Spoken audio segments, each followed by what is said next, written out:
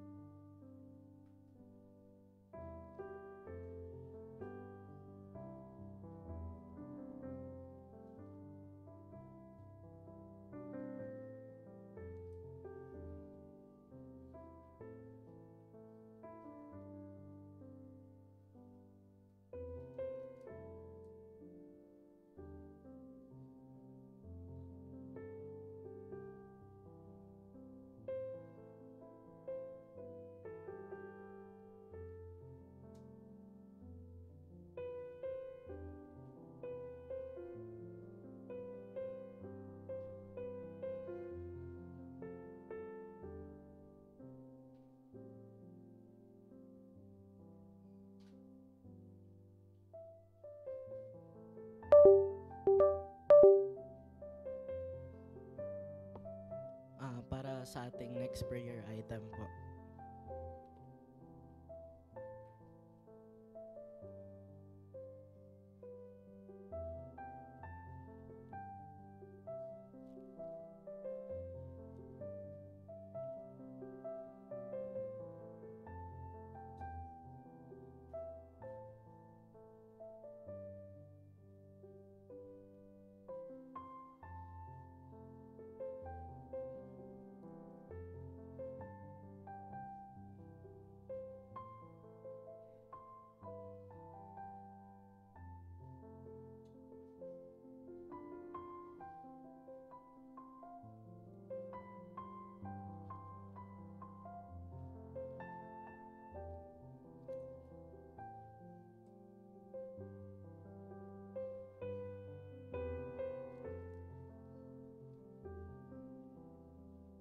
Para sa ating next prayer item po.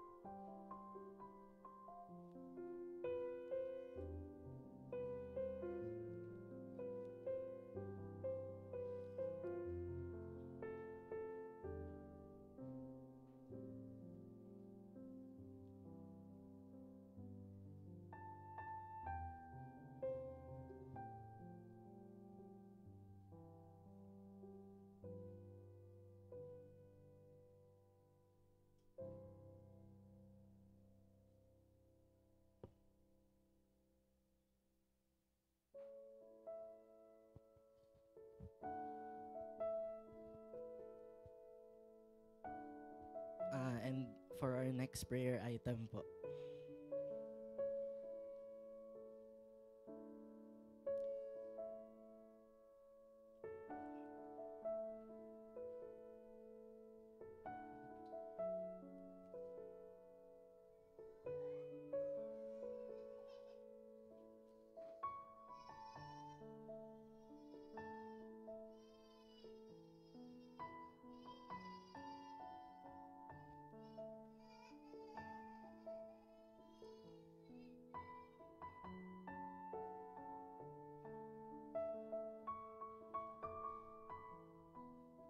Okay, let us pray po. Lord God, thank you po sa araw na ito.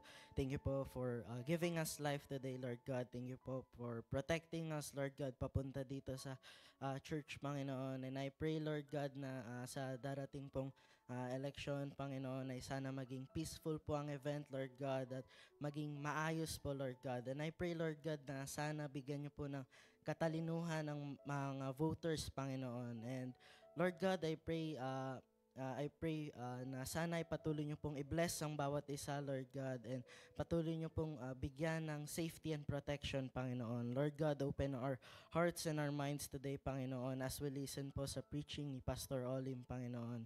And I pray, Lord God, sa aming worship team, Panginoon, na sana ay maging maayos po at ikaw po sana ang mag-guide sa kanila, Panginoon. And Lord God, I pray for everyone's health, Panginoon. Give sa mga may sakit po, Panginoon, give them healing, Panginoon. And Lord God, I pray na sana po ay patawarin niyo po sana kami sa aming mga nagawang pagkukulang at pagkakamali, Panginoon. And also help us, Lord God, to forgive, Panginoon. And Lord God, kami po ay hindi magsasawang mag-aawit at ipipraise ka, Panginoon. Thank you po sa lahat, Panginoon. Ang lahat ng ito ay aming itinataas sa matamis na pangalan ni Jesus. Amen.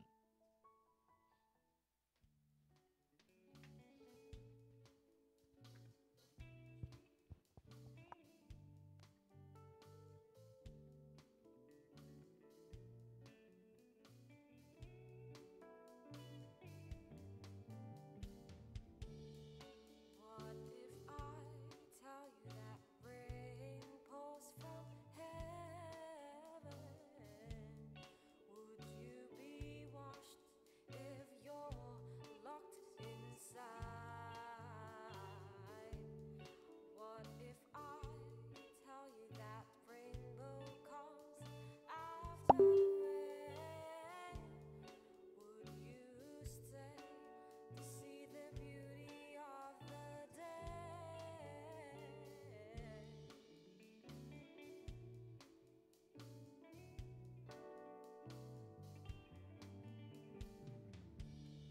What if I tell you that colors paint 1,000 walls? Would it mesmerize the eyes of the blind? What if I tell you that there's a comfort to the weary? Would you find rest if you alone fight the test? You need to look for you to see. You need a step for you to walk. You need a talk for you to speak, and you need to choose for you to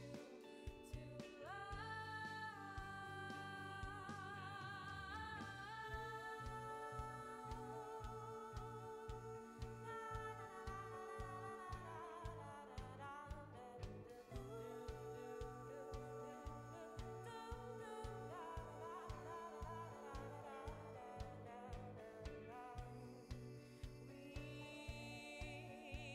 don't need the answers to all the questions in life. Just choose to love like Jesus and know that He loves you. He'll always be with you. He's the God of all creation, creator of life, and He loves you. He loves you. He loves you beyond reason.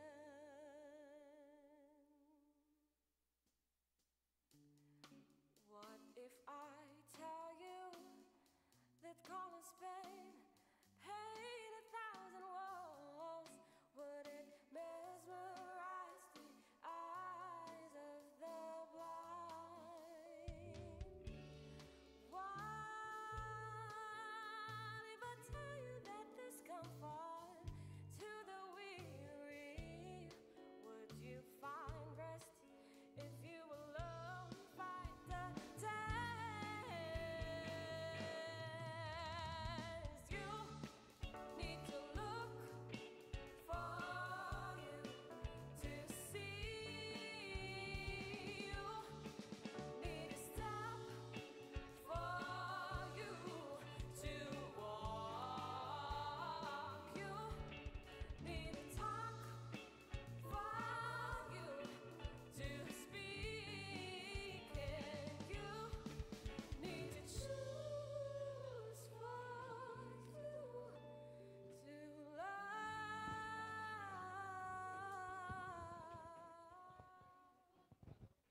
Good morning!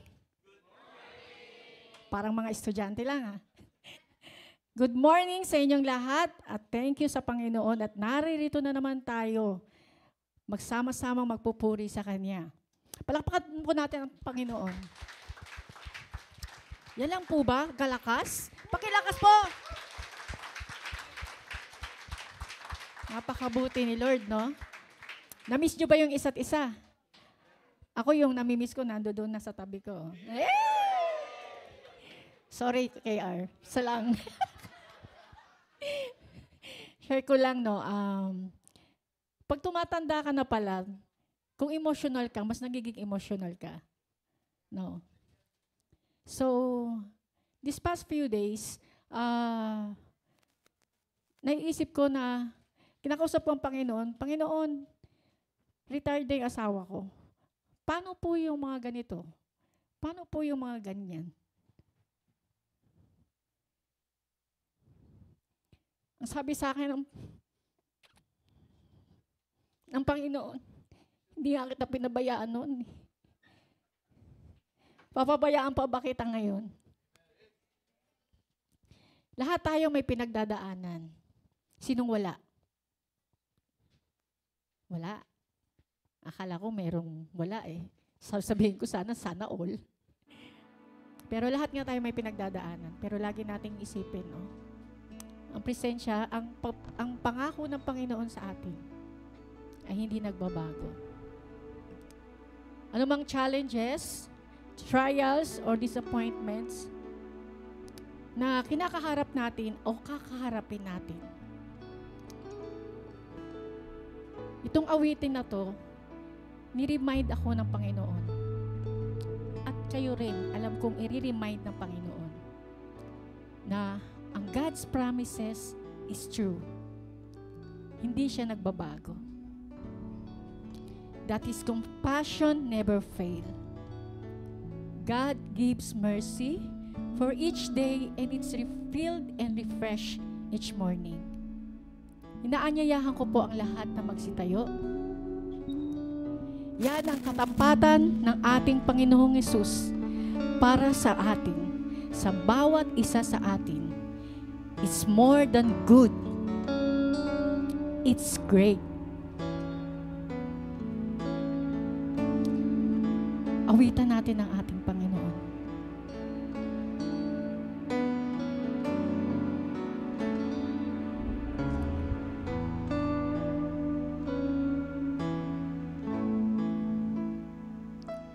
Great is thy faithfulness, O God, my Father. There is no shadow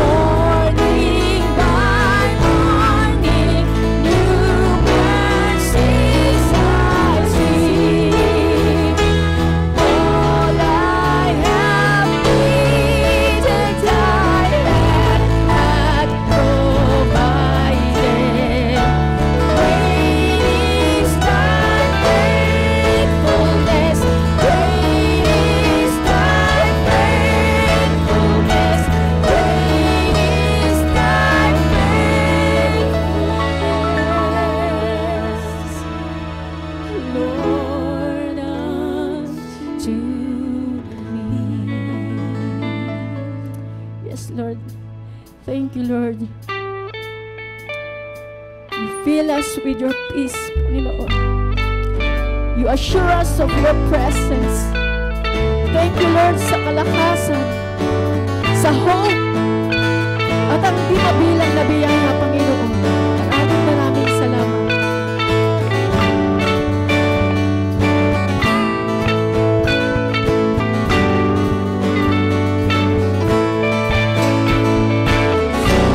Gitna ng katuluhan, tinig mo ay hanap.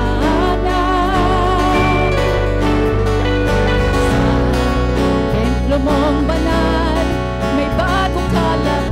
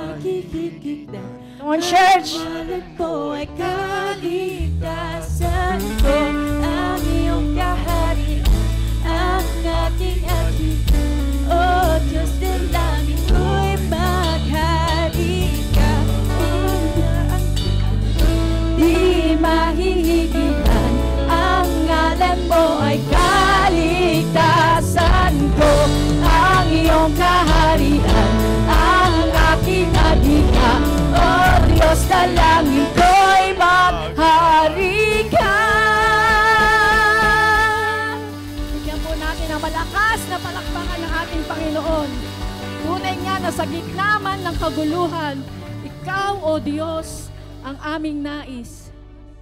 Ikaw, O Diyos, ang aming hahanap-hanapin. At ang aming puso, ang sinisigaw, ay maghari ka. Tunay nga na hindi matitinag, Panginoon, ang iyong dakilang kapangyarihan. Salamat sa kaligtasan. Narito kami, nagsusumamo. Na Ikaw, O aming Diyos,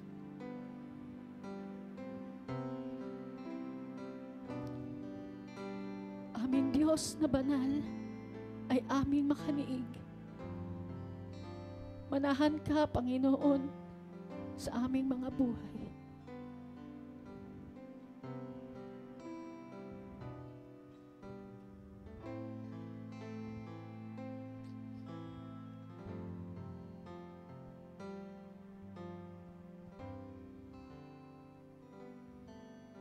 Ang puso ko'y dinudulog sa'yo,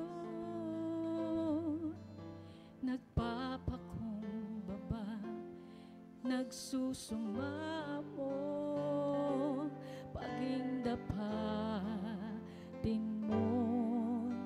Ikaw ay mamasdan, makaniika at sa'yo ay pumisan. Ang puso ko'y dumudulog sa'yo, nagpapakumbaba, nagsusumamo, pagindapatin mo. Ikaw ay mamasdan, makaniika at sa'yo ay pumisan. Loobin mo ang buhay ko'y maging banal mong tahanan. Luklukan ng iyong wagas na pagsinta. Daluyan ng walang hanggang mga papurit pagsamba. Maghari ka, O Diyos, ngayon at kailanman.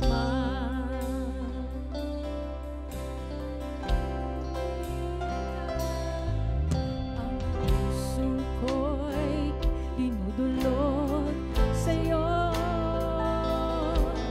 nagpapakumbaba, nagsusumamo, pagindapatin mo. Ikaw ay mamasdan, makaniika at sa'yo ay pumisan. Loobin mo ang buhay ko'y maging banal mong tahanan. Luklukan ng iyong wagas na pagsinta. Daluyan ng walang hanggang mga papurit pagsamba. Maghari ka, O Diyos, ngayon at kailanman. Loobin mo ang buhay ko'y maging banal mong tahanan. Luklukan ng iyong wagas na pagsinta. Daluyan ng walang hanggang mga papurit pagsamba. Maghari ka, O Diyos, ngayon at kailanman.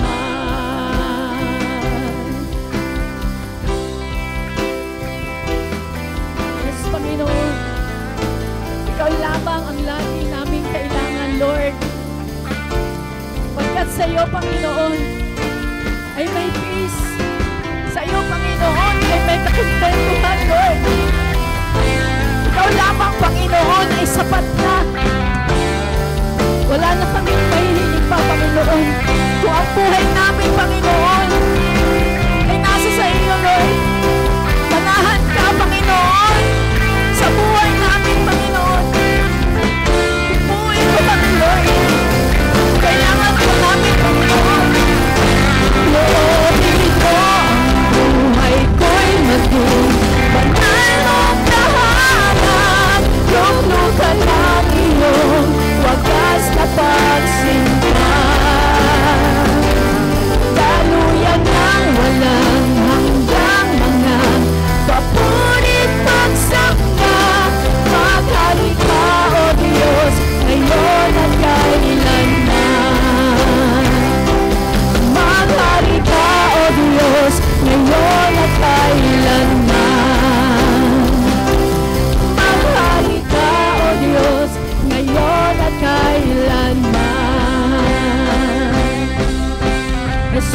sa'yo ang kalurihan,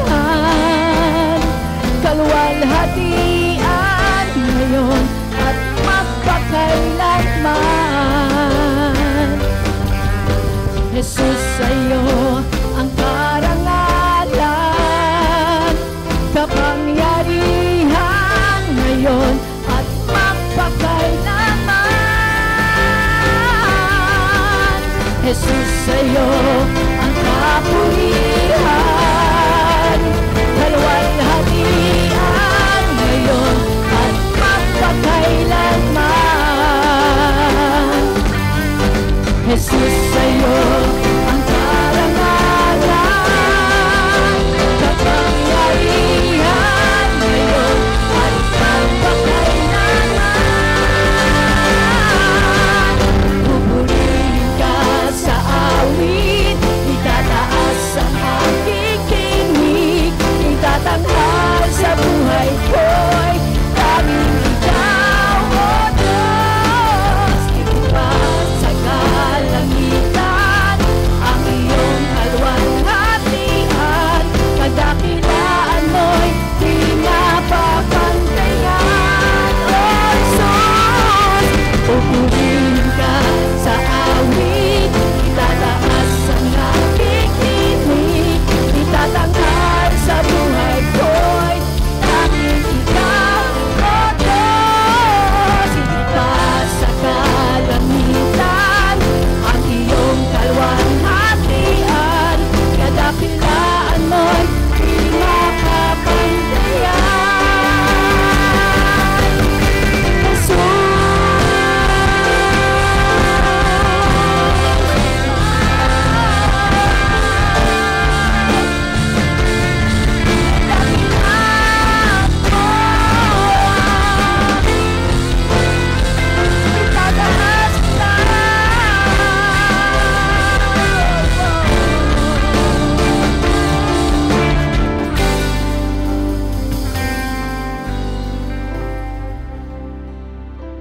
Loobin mo ang buhay ko'y maging banal mong tahanan.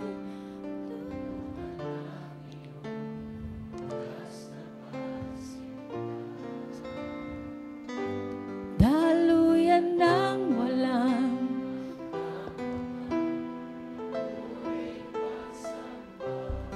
maghari ka, O Diyos, ngayon at kailanman. Yes po, Panginoon. Patuloy kang maghari ngayon at kailanman. Ikaw ang aming Diyos na di nagbabago. Ikaw ang aming Diyos na tapat kailanman. Karapat-dapat na sa iyo ipagkaloob ang lahat ng papuri, lahat ng pasasalamat. Patuloy mo kaming gamitin, Panginoon, upang maging daluyan ng iyong pagpapala at pagpupuri sa isang Diyos sa ngalan ng Panginoong Hesus. Amen and Amen.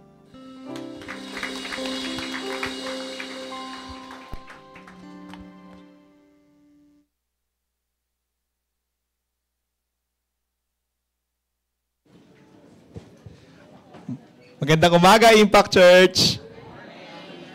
Morning po sa inyo. And Happy Mother's Day po pala sa lahat ng ating mga nanay.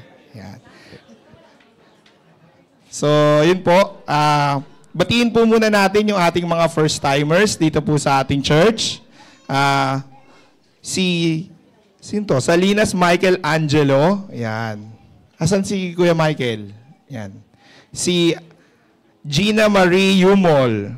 Yan. Welcome po sa Impact Church. Si Lawrence Bansil. Ito yung kapatid ni Ate Van. Hello po. Welcome po sa church. And si Ann Bansil. Yan. Yan. Hello po. Welcome po sa church. Yan. So, yun po. Dako po tayo sa ating mga announcements for today. Ayan. So, binabati po natin ang mga magse-celebrate at ngayong nagse-celebrate ng kanilang mga birthday. Si Marian May Orquia. Hi, Ate Marian. Happy birthday. Sa May 13 po, si Ate Lovely Marsan, si Nino Gamit, at si Marlene Salvatierra. Yan. Sa May 13. And sa May 15, si Boss Joseph Martinez at si Kuya CJ Austria. Sa May 16 naman po, si Gibbs Lehito. And sa May 17, si Ralph Arguelles. Yan. Happy birthday po sa inyo. At syempre, may magsi-celebrate din ng kanilang wedding anniversary. Yan. Ngayon po, nagsi-celebrate si Kuya Ronald at si Ate Plaridel Vergara. At bukas naman po, si Kuya Marion at si Ate Danilyn Abingosa. Ayan. Happy wedding anniversary po sa inyo. Para naman po sa ating ministry report, ayan. So, nagsimula na po yung ating Impact Church Esports Mobile Legend Tournament. Ayan. Kanseran na, no? Ayan. So, naganap yan last week. Ito nagdaan na week. Nag-opening na sila. Nag-start noong Tuesday. And of course, tuloy-tuloy pa rin po ang ating San Juan City Bible Study. Ayan po kami sa San Juan. Sa mga gusto pong dumayo ng San Juan, pwede po kayo dumayo sa amin. Yan, maikain kinakagawad Sara. Maraming salamat po. At nung Friday naman po, ginanap yung ating Uplift Worship Night na pinangunahan ng ating Junior Worship Team Band. Yan. Sa next naman po is yung Everybody's Birthday. Purihin natin ang Diyos sa mga nagbigay. Yan. Nakakolekta po tayo ng total of 48,920. Ang init pala rito, no? 48,920. And sa Impact Ogyo naman, we were able to gather 4,380. Ayan. So, pasalamatan natin yung mga nagbigay. At sa mga gusto pang magbigay, pwede pa po today. Ayan, no? Ayan, pwede pa po today. 40,000, sorry, ano pala to? Typographical error. Sorry po. Ayan, para naman po sa ating upcoming events, dumao po tayo sa pinakaantay ng ating mga aspiring UAAP, NCAA, no? Ayan, mga players natin, ang ating basketball camp. Nagaganapin ngayong May 15 to 16, Thursday to Friday po to. Ang ating pong meeting place ay sa Kia Theater, 4:30 a.m. sharp. 4:30 a.m. sharp. Yan. So, pag naiwan ka 4:31, maglakad ka na. Okay? Ayan, gaganapin natin to sa Nueva Ecija Coliseum. Ayan, maraming salamat po kay Governor Umali. And sa Things to Bring naman, ito po, ang mga things to bring masyadong malaki po, no? So sasabihin ko na lang yung mga kailangan natin bitbitin. Mga players, kailangan nyo magbitbit ng clothes for 2 days. Yan, kasi 2 araw yung ating camp. Basketball attire. At least 4 na jersey. 4 na set. So, upper and shorts. Yan. Dala kayo 4 na set. Kasi buong 2 araw po tayo magbabasketball. Hanggang sa matulog kayo, magsapatos po kayo. Siyempre, huwag kakalimutan magdala ng Bible and towel. Kanya-kanyang towel po, walang hiraman. Tapos, sleepers, ayan, magdala po kayong tsinelas. Toiletries, wala ding hiraman na sabon, tsaka na shampoo, ha. Kanya-kanyang dala po tayo. And sa medicine, sa mga may mga sakit or may mga maintenance na habang bata, sa mga classmate ko na may benefit of the gout, magdala kayo. And of course, magdala ng sariling tubigan. Yan. Dala po kayo ng Aqua Plus nyo, ng kahit anong lalagyan ng tubig. Kasi bawal, once na nagpunta po tayo dun sa place kung saan po tayo mag-training at maglalaro, wala pong tubig dun. So, kanya-kanyang dala po ng tubig. Wala rin bilihan ng tubig, sarado. Okay po? Next naman po ay ang AYMMD Area 3 Fellowship. Ito po ay sa May 18, 2 to 5 p.m. No? Awake for Jesus, wag mo ko isin. Yan ang kanyang title. At ito ay gaganapin sa CCAF sa Community of Christ Alliance Fellowship. Yan. So, i-mark na po ang inyong calendars para sa May 18. And next uplift night po natin ay May 23. Nag-start po to ng 7 p.m. Pwede po kayong pumunta sa church at makisama po sa amin, mag-join, kumanta, magpuri sa ating Panginoon. And lastly, ang ating Bible Study Method Training this coming May 24. Singit ko na lang po, no? Tuloy-tuloy po yung ating 40-day na daily Bible study natin. Sagutan nyo po yun. Huwag nyo po i-weekly, huwag nyo ako gayahin, nakakapagod po. So everyday nyo po sagutan, sulatan para po pagdating ng Sunday, meron tayong small group meeting sa ating mga disciplers. Maraming salamat po. At ngayon, dadako po tayo. That will be our announcement. Ngayon naman po, dako tayo sa pagbibigay. Sabi po ng Bible ko sa cellphone, wait lang po. Ayan. Sabi sa Luke 6, verse 38, give and it will be given to you. A good measure, pressed down, shaken together, running over, will be poured into your lap. For with the measure you use, it will be measured to you. Ayan. Purihin po ang Panginoon. Tayo po yung magdasal bago po tayo magbigay. Panginoon, maraming salamat po sa binigay niyong pagkakataon sa amin. Sa araw na ito, kami dinala mo sa lugar na kung saan kami kayang magpuri, Panginoon, malaya sa iyo. Lord God, i-bless mo po ang mga magbibigay ngayong araw na ito at sa mga hindi man makapagbigay, lalo mo po silang i-bless, Panginoon. And Lord, sa amin pong worship service, tinataas ka po namin at nawa, kumilos po ang iyong banal na spirito sa kalagitnaan namin lahat. Ito po ang aming samot dalangin sa tanging pangalan mo lamang. Amen and amen. Okay, Impact Church, tayo po'y magbigay. It captured my heart, now searching. Oh, great is your love. It caused my eyes to see when I was lost.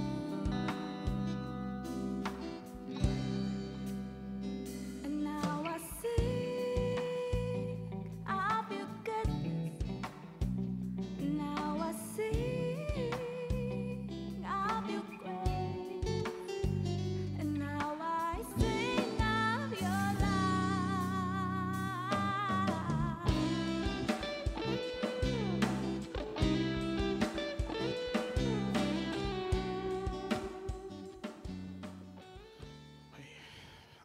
Good morning, Impact Church. May 11 pa lang ngayon, no? Mother's Day. Happy Mother's Day sa lahat ng ating mga nagagandahang nanay dito sa loob ng simbahan. Actually, nandito ngayon yung mother-in-law ko, si Mama Mills nandyan. Welcome po. Kaya doble yung kaba ko ngayon. Buti na lang may tissue dito, no? Just in case mamaya. Sa totoo lang, i-confess ako, no? Pero napansin ko, ilang years na ba ako sa Impact? 3 years? 4 years? Parang almost every year, natatapat ako sa Mother's Day, Father's Day, Family Day. Parang may napapansin akong kakaiba. Parang sinasadya ata ng pastoral team na ilagay ako sa mga ganong araw. Nakadagdag pressure, no? Biro lang. Pero alam nyo, because of this, syempre, nagbalik tanaw ako, nag-reminisce ako sa buhay ng nanay ko.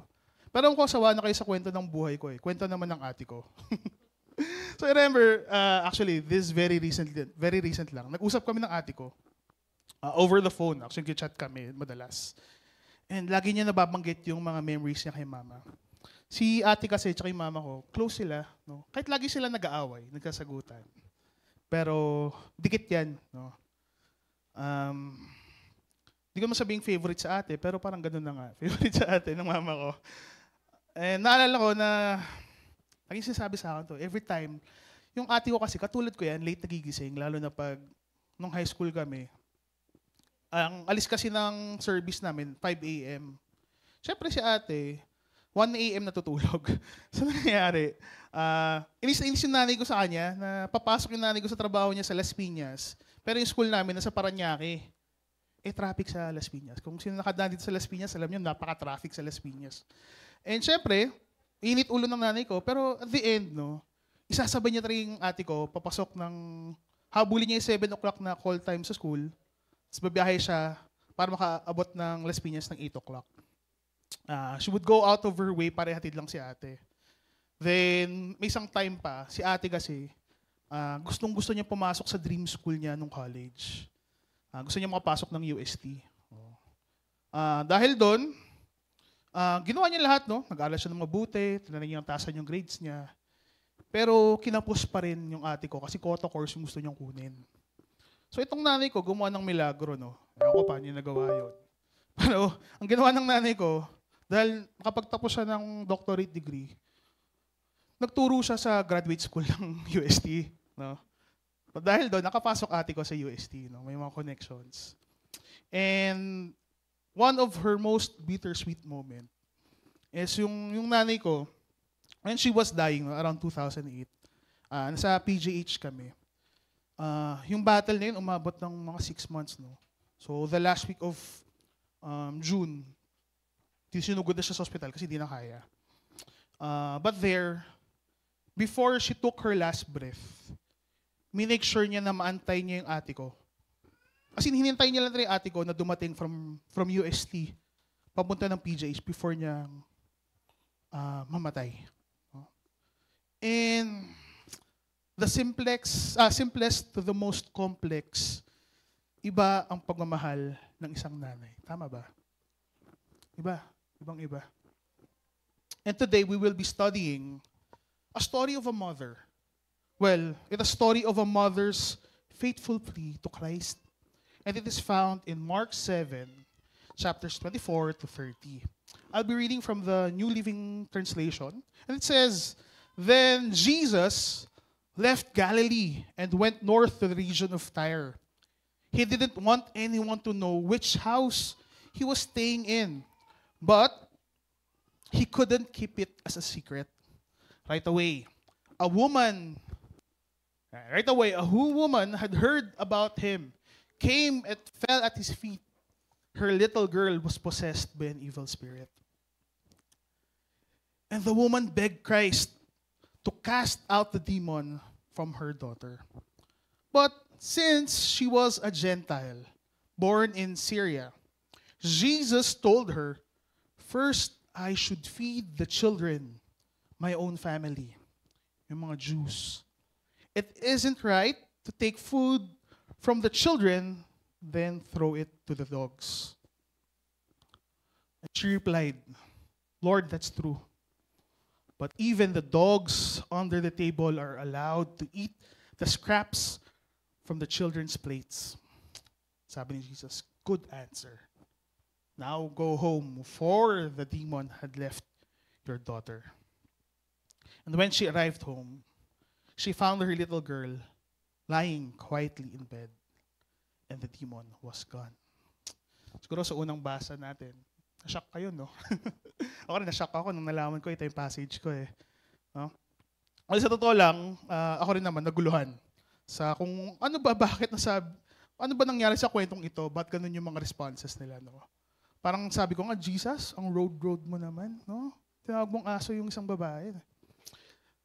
Pero dahil dito, mas napaisip ako, no? Ano ba yung meaning ng passage na to? When we try to understand the context and look at the big picture, things don't appear as it seems, no? So let's try to dig deeper. Alam nyo, before anything else, may matinding problema talaga yung Gentile woman na kinakaharap niya even before meeting Jesus. Alam nyo, matindi ang dilema ng babaeng ito. Sa binasa natin. Sa panahon nila Kristo, maraming mga batas, maraming mga social structures na nakaset in place sa society nila. First is there is a problem with race. Sa kanyang nationality. Saan siya nanggaling? A Gentile interacting and asking and begging in front of a Jew. In the history of the Israelites, the law or their traditions that they practiced, pinagbawalan ang mga Hudyo na mag-associate sa mga Gentiles. Ito ay isang tradisyon ng mga Hudyo at dahil dito, view nila yung mga katabi nilang mga nations na madudumi. Actually, nung pastoral meeting, sabi ni Pastor Jero, actually, nung last week lang, no? Pastor Jero explained vividly, may marami silang mga traditions, laws na na kailangan nila i-keep yung sarili nila as clean. Kung hindi, marami silang kailangan gawin. And because of this, ayaw na mga Hudyo makipag-interact sa mga madudumi at mga unclean. Sa Old Testament, makikita natin ito sa Deuteronomy 7:3-12. Basahin nyo na lang sa bahay nyo. No? Na kung saan, ay instruct sila ng Panginoon na as they conquer Canaan, the land of Canaan, kung saan mismo yung babae, no, yung gentlewoman, na in-instruct sila na sa 7 nations na katabi ng nayon na yon, dapat walang mangyaring kahit anong treaty. Walang intermarriages na pwede mangyari. Dapat, kasi dahil doon, ito yung pwedeng maging cause na magkasala ang mga Israelites. At sambahin nila yung mga Diyos-Diyosan ng mga katabi nilang nations. And actually, it's not just in the Old Testament. No? Sa 1 Peter, makita natin to. Sabi sa ESV, "For the time that is past suffices for doing what the Gentiles wants to do, living in sensuality, passions, drunkenness, orgies, drinking parties, and lawless idolatry." Yung tingin nila sa mga Gentile ay napakarumi. Punong-puno ng kasamaan at hindi nararapat na gawing friends. Hindi sila bati-bati. At hindi dapat sila minamahal. Sa totoo lang, trapo ang tingin nila sa kanila. Pangalawa, it's not just a problem of racism during that time. Or racism sa term natin. Pero alam nyo ba, sa unang panahon, at sa mga naunang panahon, limited ang rights ng mga kababaihan. During that time, di siya kasing advanced ng panahon natin na very different yung point of view natin on how we understand and how liberal we are right now. And during that time, very dominated yung society nila ng mga lalaki. It is very patriarchal in nature. At dahil doon, male-dominated society sila, yung mga women had fewer roles, fewer rights, fewer functions, to the point na some scholarly studies suggest that during that time, women were considered as properties of men. I know, sa mga kababaihan natin ngayon, Mother's Day pa naman, ang hirap pakinggan nun, no? Na property, no? Pag mamayari, in a sense. But just like any society from the past, there were structures, norms, and rules that they assumed na tama nung panahon na yon and proper. Pero sa atin, napakabaliktad niya. Again, it's not just a problem with race or religion. It's not just a problem of gender, but the most presenting problem. Ang kanyang minamahal na anak ay tinotorment ng masamang espiritu. Malamang sa malamang, she did everything that she could para sa anak niya. Baka lumapit na siya sa mga doktor, baka sa mga espiritista, at kung kanino siya lumapit. At dahil nga isa siyang gentlewoman at known yung country nila as pagan, baka nanalangin na rin siya sa mga Diyos-Diyosan. While she did everything that she could do for her daughter, the problem never went away. She was desperate, but in her desperation, she heard the only solution that can free her daughter's torment. A Jewish man, son of a carpenter, a lawyer, a man, a teacher of the law, a man who is capable of healing anyone and anything. The solution that she found was based on the stories that she heard.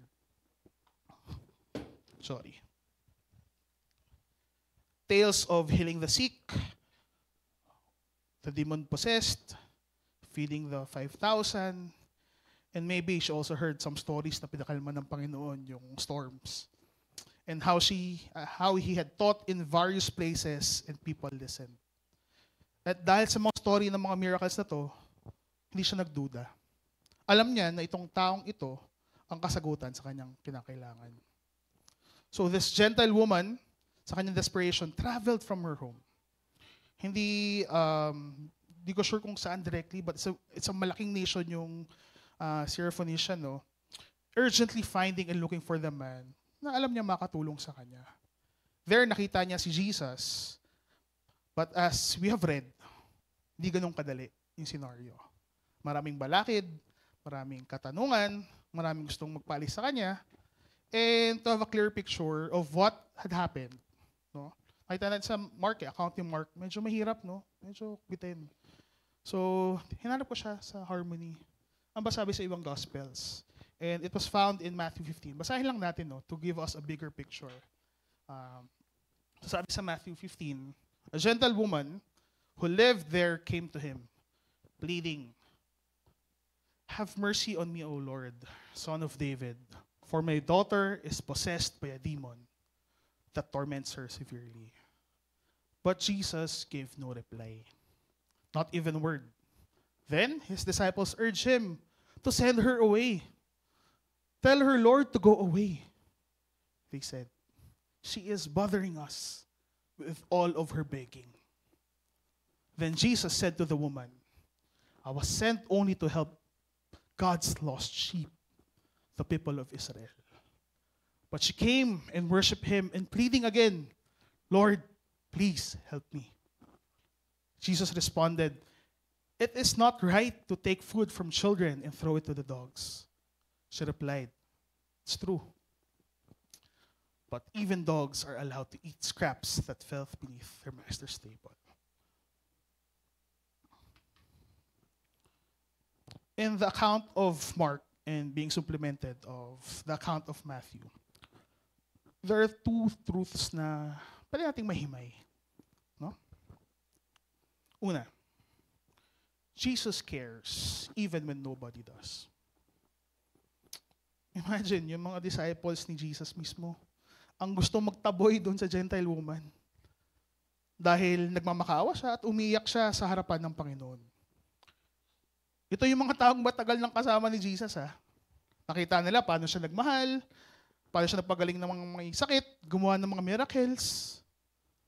Yet, they were so dismissive to the Gentile woman. Gusto nilang paalisin siya.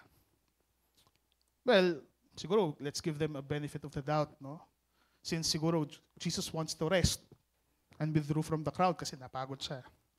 They might have thought that this woman was disturbing the rest of Jesus Christ. But still, yung ugali was nowhere near the standard and example na sinaset ng Panginoon sa kanila. Worst case scenario, yung pagiging Hudyo nila ang balakid. It caused them to turn a blind eye and belittle the Gentile woman. Dahil sa kanilang practice at norm na hindi makipag-associate sa mga Gentiles, ayaw nila makita at ayaw nila na humihingi ng tulong isang Gentile sa isang Hudyo. Yet, even though Jesus was silent, he took notice. Alam ng mga disciples, they can help. Nakita na nila Nakita nila na may isang tao na nasa harapan nila, kasama nila lagi, na nakagawa ng mga milagro. At may isang taong nagmamakaawa sa harapan nila. But they answered with apathy. Wala silang paki. Imagine niyo na tayo yung nasa lugar ng isang Gentile woman. Na ginagawa na natin lahat. Abot kamay na yung tulong na nasa harapan natin at yung biyayang nasa harapan natin. Pero we were welcomed with disgust, apathy, and frustration. Let me tell you a story. Inom lang ako.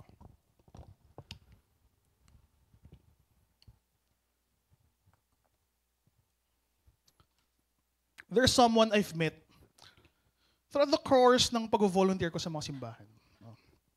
Like any other stories, yung mga kwentong naririnig ko ay hindi perfect at hindi magiging perfect. At sa totoo lang, nakakatakot ang mga kwentong perfect. Kasi baka hindi totoo. Now, this person who I've talked with, this person grew in a normal family. Hindi sagana ang buhay, but kontento sila. Kung anong meron sila. When this person was growing up, napakamasayahin niya. Well, yun yung naalala niya. He had so many dreams and aspirations even nung bata pa siya. But it all changed when this person's innocence was played with by a person who had a malicious intent. When I heard this story, my heart sank. Pinipigilan ko yung iyak ko during that time. Pumikit na lang ako and trying to find the right response. But in the end, tanong lang rin ang aking naisip. While I was closing and praying, closing my eyes and praying, I prayed, Lord, bakit? Sino yung nasa tamang pag-iisip na gagawin to sa isang bata? This person grew older, but never niya na-outgrow yung nangyari sa kanya. Yung dreams na meron siya dati, it turned into nightmares. But mas nakakalungkot, nakalimutan niya ng mangarap. At a glance, when I look at this person, normal siya. Ang saya niya lagi. Na-brighten niya yung room. Parang wala siyang problema sa buhay. But all along, ubos na pala siya. Dahil dito, nagkaroon siya mga bisyo. Na-addict siya sa porn. Na-depress siya. Ang mas nakakalungkot dito, this person tried to tell what had happened, but no one listened. The cries of help and justice was silenced by apathy. Sinong makakala na mas nakasira ng puso, yung katahimikan? Maybe nasa utak niya na dapat pala hindi ko na sinabi to. Masasakit pa yung experience na naranasan ko, na parang naging inconvenience ako sa iba. To be heard, but not to be helped. As if invisible siya. Nagmamakaawa, humingi ng pagmamahal at hustisya, pero suhli wala.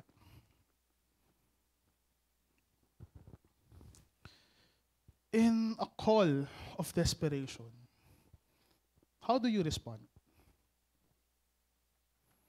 Nakakalungkot, pero ito yung minsan na realidad natin. And aminado ako, there are times I acted like the disciples. May ibang tutulong naman sa kanya. May ibang tao na may mas pera at mas mayaman na kaya magbigay. Ayun, kulit naman ito. Hindi marunong tumanggap ng no. Diyos ko, nasasayang oras ko. But if there are people that we want to impress, todo kaya tayo. Kulang na lang, ibigay natin yung buong pagkatao natin at oras natin para mukhang matulungin tayo. As humans, we want to impress the right people. But we see that it is not up to the par with the standards na binibigay ng Panginoon sa atin. Or kung may mga taong lumapit sa atin, hindi natin ka-level, makita natin na panggulo lang sila. What's worse is that we talk about them in our social groups. Nagchichismisan. Minsan, tuwang-tuwa pa tayo na minamalas yung isang tao. We look back at this passage. When the gentle woman was crying and Jesus was silent, in his silence, he had so many observations. He saw how his own disciples, mga disipulo na pinaka-close niya, ito yung mga taong nakita ng lahat ng ginawa niya sa buhay niya. Sila yung unang umayaw. They had an opportunity to show love, yet they utterly failed.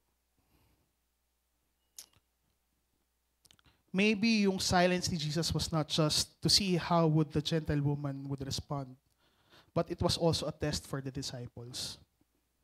Nakamangha nga eh. Before this story, Mark 16:24-30. Mark 7. The Lord, both in the account of Mark and Matthew, sa mga similang verses nila, Jesus, story yun, Jesus at yung kanyang mga disciples were seen by the Pharisees and mga teachers ng law. Alam niyo, pinagbigla silang ng dirian during that time. Sabi nila kay Jesus, yung mga kasama mo, kumakain ng hindi malinis yung kamay. Hindi nila hinuhugasan. Ang dumi-dumi nyo. Labas to sa mga traditions ng mga elders nila. But Jesus defended them. Corrected the Pharisees. in where Jesus said na inuuna nyo yung mga traditions nyo kaysa pagsunod sa Panginoon. Na yung baliktad na mentality nila, ng mga Pariseo, is feeling nila, clean sila sa mga laws at traditions na sinusunod nila. But it is not what they eat, but it is in this essence, what is in their heart that matters. Hindi sa pagkain, pero what is within that person. His identity, his nature, his motives, his actions. Dito nakikita kung madumi or malinis ang isang tao. Jesus protected his disciples from the judgment and persecution of the Pharisees. But right after this, the disciples then in return became the persecutor and judger. Napaka-ironic. Hindi nila nakita na isang teaching moment na ito where they can show their love. Nakalimutan nila kung ano yung tinuro ng Panginoon sa kanila. Wala pang isang araw. Hindi nila nakita ito na isang teaching moment rin para sa kanila. At nakalimutan nila na dahil sa kanilang mga tradisyon at mga batas na ginawa ng kanilang elders, hindi nila nakita ang pagmamahal na isang tagasunod ni Kristo. Point number 2. Jesus meets the needs even when nobody can. It says, Jesus told her, first I should feed the children, my own family, they choose. It's not right to take food from children and throw it to the dogs, he said. And she replied, Lord, yung mga aso nga kumakain sa ilalim ng table, ang tira-tira at crumbs ng mga bata. And the Lord said, good answer. During our pastoral meeting, pinag-usapan namin tong part na to. Actually, si Pastor Gerard, talagang napaisip dito. No? Kung bakit ba parang ang harsh ng statement ng Panginoon. So, nagbatuhan kami ng mga ideas and mga suggestion. Why did Christ responded this way? May mga scholars na nagsabi na baka tinetest ng Panginoon yung Gentile woman. Well, others, sinabi nila, iba yung meaning ng dog during that time. Tuta daw yun. Para cute. No? But in reality, the Jews really viewed the Gentile as dogs. Panirang puri talaga yun ng mga Hudyo sa mga Hintil. And alam ng mga Hintil na ang turing sa kanila ay aso. They're considered dirty, defiled, paganistic. Na sila ang pinakamalayo daw sa Diyos. But we can see that in this passage, the Lord challenged that backward mentality. Yung mindset ng mga Hudyo at mindset ng kanyang mga disipulo. Sabi ni Jesus, hayaan mo nang kumakain yung mga bata, hindi tamang kunin ang pagkain ng mga bata at hagis sa mga aso. Pero sabi ng Gentile woman, Sir, ang mga aso sa ilalim ng mesa ay kumakain din po ng mga pagkaing nalalaglag ng mga bata. In this statement, sa crumbs ng gusto ng Gentile woman, it did not belittle or undervalued yung grace at mercy ng Panginoon. But it greatly magnified His power and glory. In the tiniest and even in the minuscule, it is more than enough to heal the daughter. That is the faith of the Gentile woman.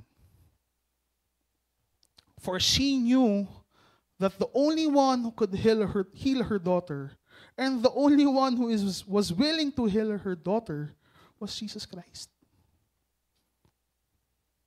Nakakatuwa no, sa akala natin na binastos ni Jesus yung Gentile woman sa harap ng kanyang mga disipulo. May pinakitang magandang aral si Jesus sa atin.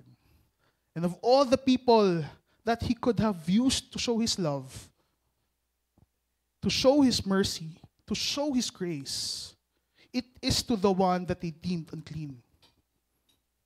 The most unworthy person that the people during that time considered as dogs.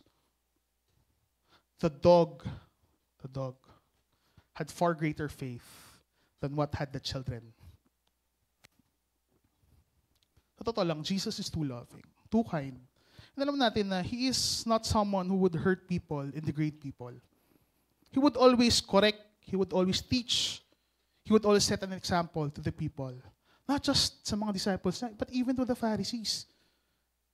Especially to this time where he was preparing his disciples, not just to minister to the Jews, but in Christ's mindset, he was sent for the lost, to save everyone and anyone.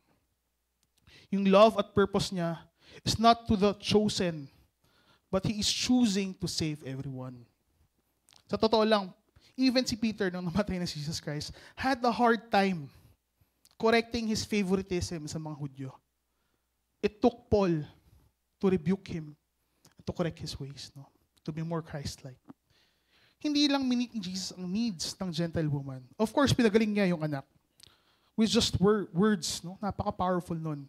But he also showed how love and grace and mercy is expressed by being an example to his disciples. This is one of just the many escapades ni Jesus sa mga Gentiles. And imposible na he sees them as dogs. In confidence, alam ko, he's seeing them as his own. And tayo Gentiles tayo, technically. We are not chosen. We're not from people of Israel. But Jesus gave everything for us because he embodied what love is. Not crumbs, but he gave it all. In calls of desperation, can we show love? Tuloy ko yung kwento kanina. This person who I've talked with said to me, ayun, Pastor Olim, ubos at upos na siya nung during that time. Wala na siyang nagawa kundi mag-pray sa Diyos araw at gabi. At first, the Lord seemed silent.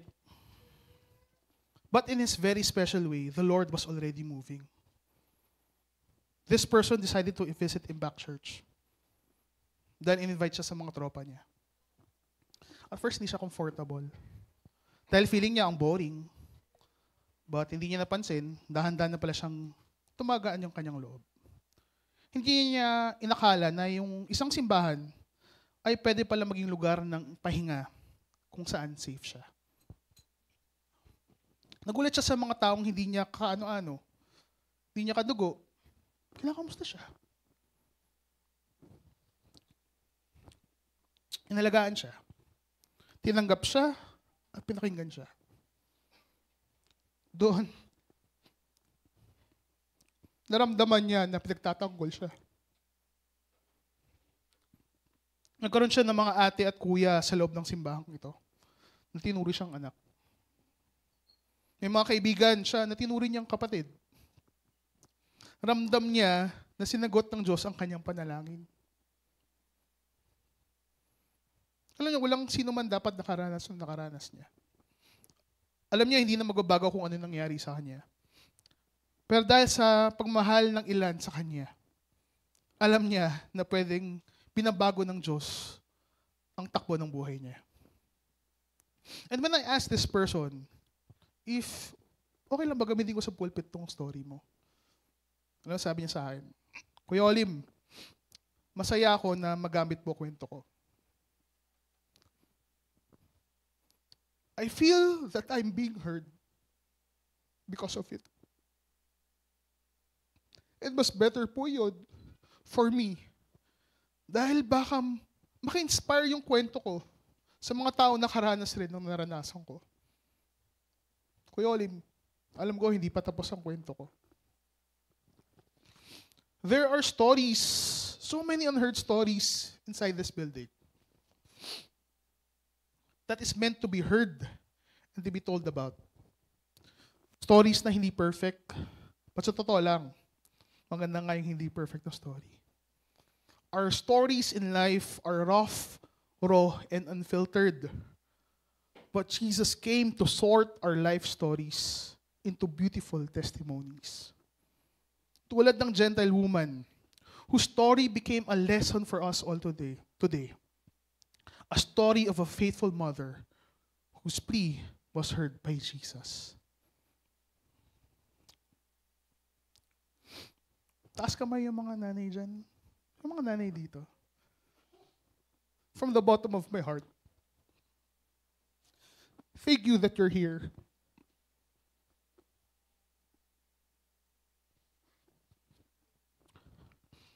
Alam ko, ang mga nanay would do anything. But much more ang taong Kristiyano, ang nanay na Kristiyano would be more like Christ to his or her children. Thank you for being here. To the mothers who had fought for their children, prayed for them in silence and in solitude, who sacrificed all that they had for your little ones, I wholeheartedly praise God na nandito kayo. You are a living testament of love. Kayong mga nanay, napaka-selfless nyo eh. Napaka-mapagmahal ninyo. At times, alam ko, I experienced this with my mom. She was often misunderstood. And alam ko, there are times that you were misunderstood by your children. But deep inside, I know that you're doing your best to take care of your little ones. You are our unsung heroes, often not appreciated, but know that we adore the life you give and the love you give. We wanted to embody your loving kindness the way you embodied God's love to your children. And to those sa mga hindi pa nanay, marami tayo. Can we be like the Gentile woman who would plead before God for the next generation? Alam nyo, nadudurog yung puso ko every time I hear of abuse. And maybe some of us had battles na tinatago natin. Experience na mga traumas na ayaw nating maalam ng ibang tao. Naranasan natin na walang taong lumalaban para sa atin. Walang nag-pray sa atin. Walang pro-protect sa atin. As I look at this church, more than 50% are youth. And there is a reason bakit more than 50% are youth. Look around you.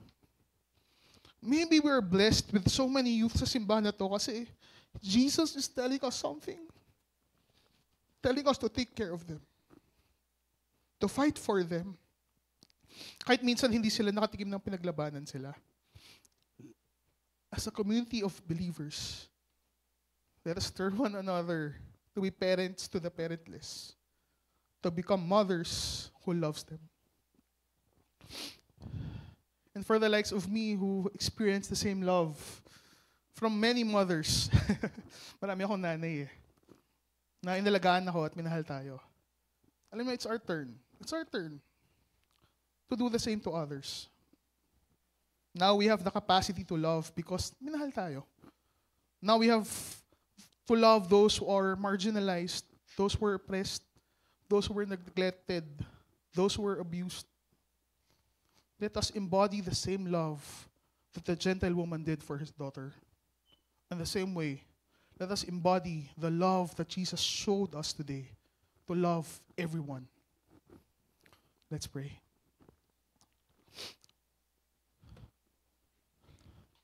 Father, we thank you, Lord, for teaching us. Baka may mga set of standards kami sa buhay namin that causes us not to love. Panginoon, as you have corrected your disciples, correct us as well. And to the mothers who nandito, Panginoon, Lord, we thank you for using them na maging model, maging ilaw ng kanilang mga tahanan, na may pakita nila ang pagmamahal mo at mapakita nila ito sa iba. We glorify you, we magnify you. Amen and amen.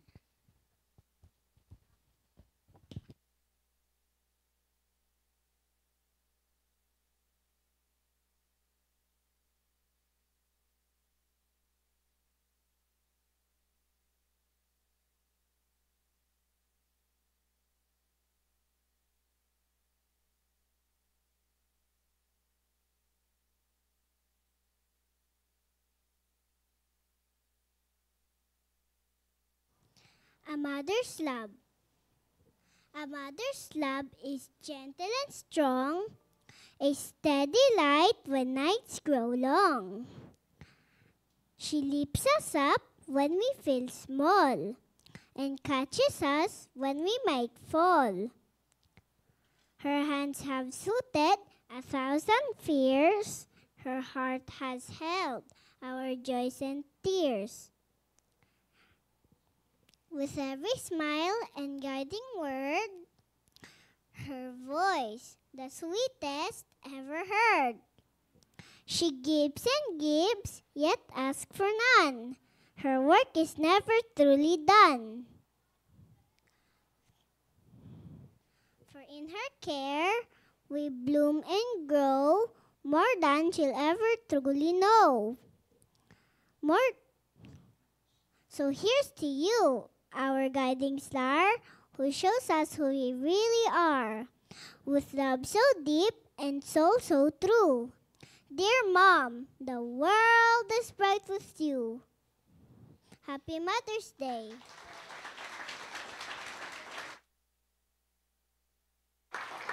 Amen. Praise the Lord. Happy Mother's Day po sa lahat. Tayo po, tayo po ay pagdasal po natin. Ang ating mga nanay. Tayo po, inihiling ko pong tumayo ang mga mothers ngayon na nandito. Sige po. Amen. Palakpakan po natin sila. Alam ko po na hindi madali ang maging nanay. Meron po kaming munting regalo para sa inyo. Yan. We want to appreciate you.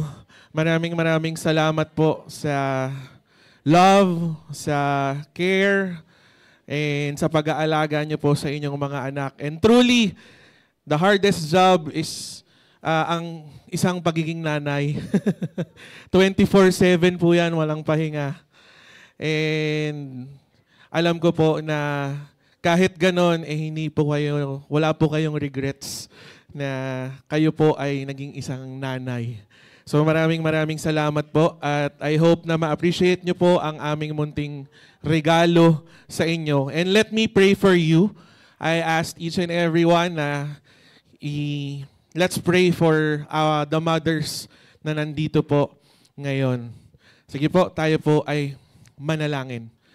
Panginoon, maraming salamat po dahil binigyan mo kami ng isang napakaganda at napakabuting nanay.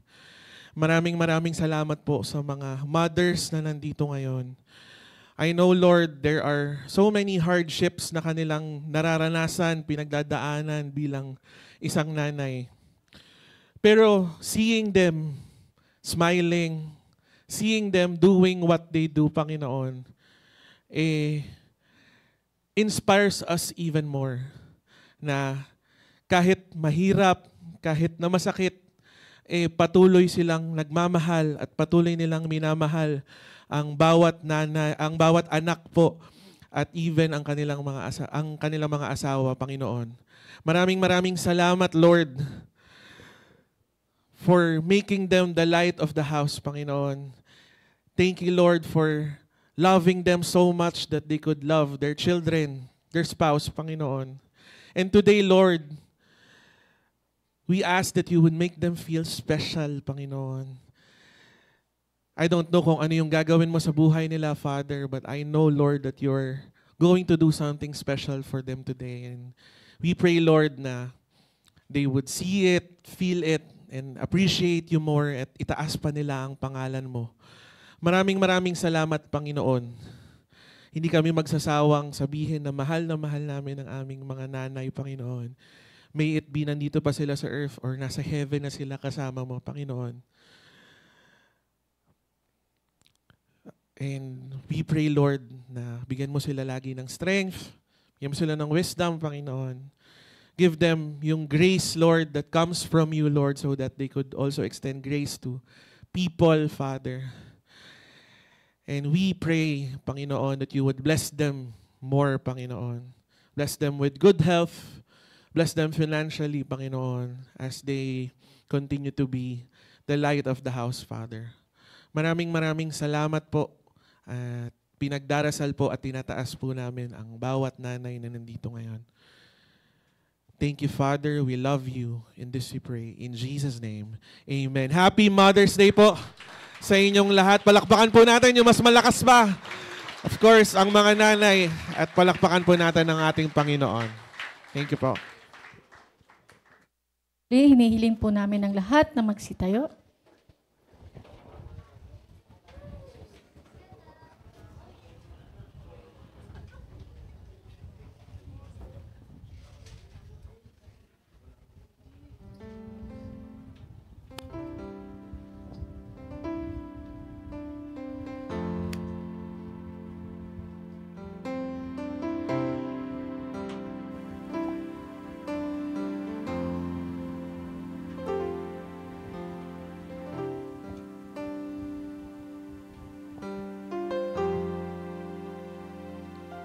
There is a truth older than the ages. There is promise of the thing to come. There is one born for our salvation, Jesus.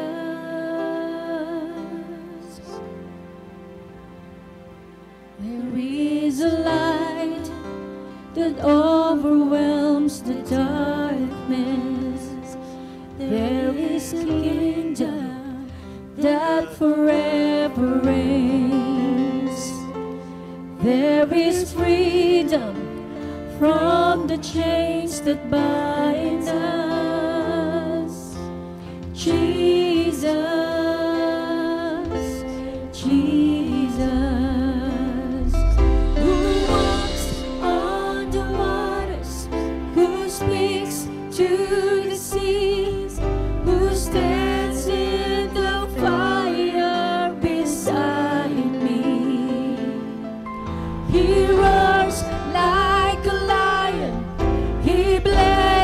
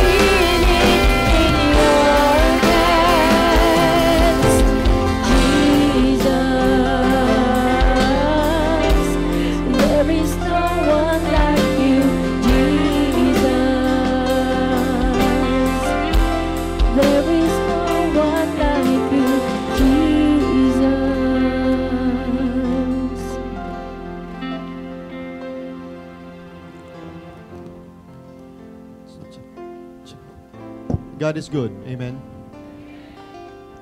And every time na nag-gather tayo dito sa Impact Church, do you feel the blessing of God? To be in the presence of the Lord, to be with our fellow believers in the Lord. And our prayer is that every time we go out, go into our own homes, dala-dala natin yung blessing. Dala-dala natin yung kabutihan ng Panginoon sa buhay natin. And we share it to others. We share it to others. Samahan niyo ako mga kapatid, tayo ay manalangin. Lord, napakabuti mo sa amin, Panginoon. Salamat, Panginoon, because from your message, alam namin na mas lalo kami napapamahal sa iyo, Panginoon. Kung paano mo minahal ang Syrophoenician woman na ito of her need of healing sa kanyang anak, of her faith sa iyo, Panginoon. Kung paano ka kumilos sa buhay niya at nagbigay ng example to all the believers that we should not stop believing, that we keep on putting our faith on you, Panginoon, because even in the impossible, things are possible for you. Salamat because we can also learn that we should have a deeper appreciation sa aming mga nanay ngayong araw na ito. At sa bawat araw naming ibubuhay, Panginoon. Because there will be a time na hindi na namin sila kasama. There will be a time na may sarili na kaming pamilya. There will be a time na they cannot do the things that they were able to do anymore. Pero habang nandyan sila, nawa'y patuloy na matutunan namin na ipadama ang aming pagmamahal sa kanila. Panginoon, huwag ka pong magsawa na pagpalain ng aming mga nanay. At huwag din po sila magsawa, Panginoong Diyos, na mahalin ang kanilang pamilya, ang kanilang mga anak. Lahat ng ito ay manggagaling sa kanilang pananampalataya sa iyo, sa kanilang relationship sa iyo, Panginoong Diyos, that grows every single day. Remind them, O God, that's the number one thing that they need to do is to just stay closer to you, Panginoon. At sa inyo sila kukuha ng lakas at ng talino at ng paggabay mo, Panginoon. Panginoon, sa aming lahat na buboto bukas, Panginoon, dalangin namin ng katalinuhan na nanggagaling sa iyo, ang gabay mo at ang pag-iingat dun sa mga magbabiyahe pa, pauwi sa kanilang mga probinsya. Ang dalangin ko, Panginoon, yung mga kasama sa presinto, Panginoong Diyos, ikaw ang magbigay ng lakas at proteksyon sa kanila. Dalangin namin na hindi man yung aming kandidato ang manalo, sila pa rin ay susuportahan namin. Pagkat alam namin, Panginoong Diyos, ikaw ang magluluklok sa tamang tao, sa tamang posisyon. Kaya, Panginoon, dalangin namin that yung mag-prevail, Panginoong Diyos, yung kabutihan mo. At yung mga tao na nararapat, Panginoong Diyos, ay maiboto ng mas nakararaming tao. At ang dalangin namin na ikaw ang patuloy na manguna sa aming bansa sa isang magandang eleksyon, Panginoon, na aming gagawin bukas. Dalangin namin, O Diyos, na hindi masira ang aming mga relasyon sa aming mga kaibigan o sa iba dahil lang sa eleksyon na ito, Panginoong Diyos. Ngunit mas makita pa nila kung gaano kami ka-Kristiyano, kung gaano kami yung aming pananampalataya sa iyo, mas malaki, Panginoong Diyos, kaysa sa eleksyon na ito. Kaya, Panginoong Diyos, pangunahan mo kami, gabayan mo ang aming mga kandidato, Panginoong Diyos, ang mga tao na tumatakbo, at naway maging maayos at mapayapa ang lahat dahil sa tulong mo, Panginoong Diyos. Itinataas ka namin ngayong araw na ito. Mga kapatid, tanggapin niyo ang pagpapala ng Panginoon sa Kanya ng makapag-iingat sa inyo upang kayo'y hindi magkasala at makaharap sa inyong walang kapintasan at may malaking kagalakan sa Kanyang kalwalatian. Sa iisang Diyos na ating tagapagligtas sa pamamagitan ni Jesucristo na Panginoon natin, Sa Kanya ang kalwalatian, kadakilan, kapamahalaan, at kapangyarihan mula noon, una, ngayon, at magpakailanman. Amen. Amen. Sundin ang loob mo dito sa lupa tulad ng sa langit. Sa iyo ang kaharian, kapangyarihan at kalwalhatian. Sundin ang loob mo dito sa lupa tulad ng sa langit. Sa iyo ang kaharian, kapangyarihan at kalwalhatian. Dakila at kailanman di mahihigitan, ang ngalan mo ay kaligtasan ko. Ang iyong kaharian, ang aking adhika, o Diyos na langit ko'y maghati ka.